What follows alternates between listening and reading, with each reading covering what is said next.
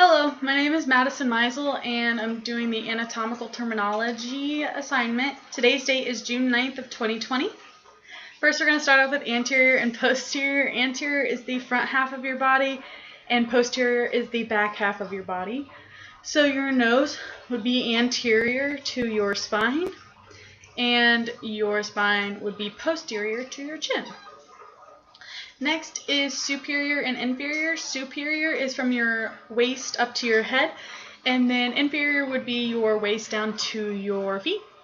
So your head is superior to your stomach, and your feet are inferior to your hips.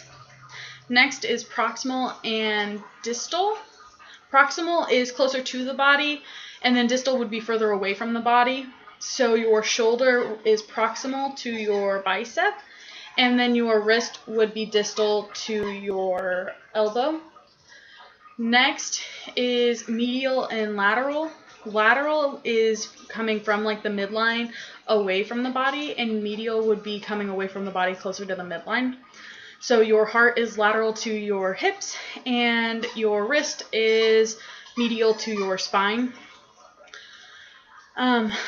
Next is superficial and deep. Superficial is like closer to the surface of the skin, and deep is going to be further away from the surface of the skin.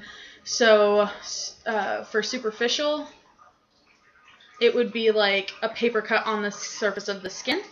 And then if you were getting a shot with a hypodermic needle, that would be deeper into the skin. Next is the sagittal plane. Sagittal plane is where you're cut down the middle, basically, through the midline. And if you were taking an MRI and you wanted to look at the right or the left side of the brain, you would use a sagittal plane, so you could do that, and you could see both sides. The transverse plane is where you were cut in half. And so if you were taking an MRI and you wanted to see the top of the brain, you would use the transverse plane, so you would just see the top of your brain. And then